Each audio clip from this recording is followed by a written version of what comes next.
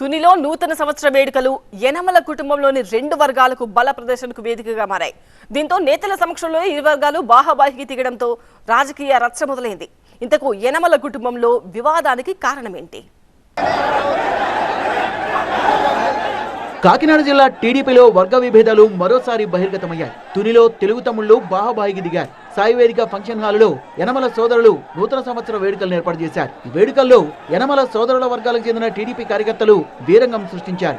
మాజీ మంత్రి యనమల రామకృష్ణుడితో పాటు తుని టీడీపీ ఇన్ఛార్జ్ యనమల దివ్యకు శుభాకాంక్షలు చెప్పేందుకు యనమల అన్నకుమారుడు యనమల రాజేష్ వెళ్లారు. భారీ సంఖ్యలో వచ్చిన రాజేష్ వర్గాన్ని యనమల కృష్ణుడు వర్గీయులు అడ్డుకున్నారు. దీంతో ఇరు వర్గాల మధ్య తోపులాట జరిగింది.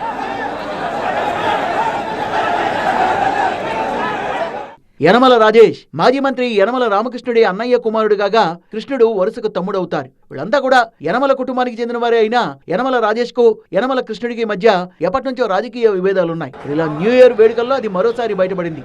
ఒకే కుటుంబానికి చెందిన వాళ్ళు ఇలా బహిరంగంగా బాహాబాహికి దిగడంపై టీడీపీలో కూడా విమర్శలు వెల్లువెత్తుతున్నాయి.